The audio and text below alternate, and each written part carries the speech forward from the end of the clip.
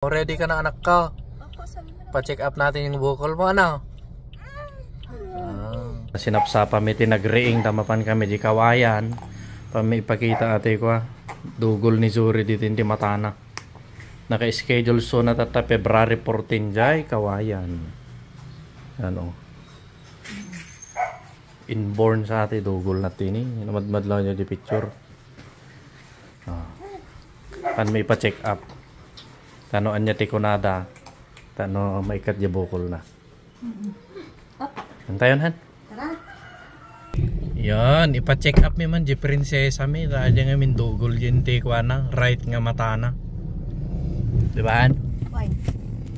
Kaya kaasimot no ba? Lumaktakad. Ang arita ni prinsesa min ni. Dako mapay klase tatangin. So may schedule lang amin. Diba han? Mabayag ko manin bago dati schedule. Oo, mabayag to manin bago dati schedule. February 14 lang schedule na ate ko. Kasi doktor. Kadwa may penitita nang ako. Karkarupa na lang. Gapsat at kami dito Lugan, mapang kami di Kawayan City. Jadi ni doktor nga Roldan Tan. Iso ti optal surgery. Surgery at Pija Optal. Ay, Pija Optal. Missouri. So nakanate mang check up aja bukol din di mata. Dan kami di ang adanan tatat papang kami kawayan ni. Kadwa may ni Rosie.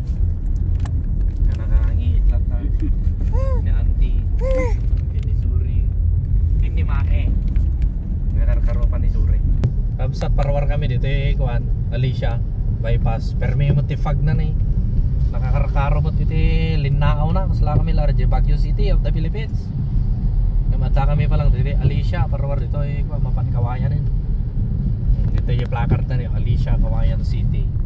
Kafafag mo tayo. Yung nga ni mga makita iti dala na yun. Kailangan ng agsilaw ti Lugan.